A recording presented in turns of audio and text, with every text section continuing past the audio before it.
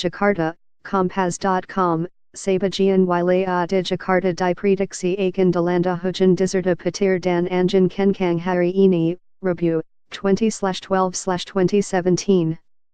Peringatan ini tercantum dalam laman resmi Badan Meteorologi, Klimatologi dan Geofisika, BMKG, RI, www.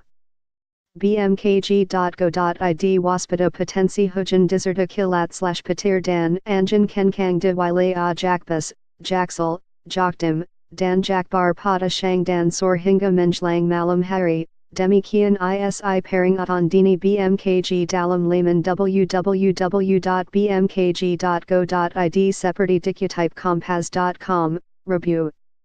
Pagi hari Cuaca di Jabodetabek diprediksi cerah hingga berawan.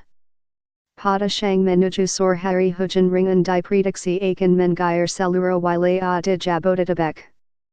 Cuaca ini diprediksi akan berlangsung hingga malam hari.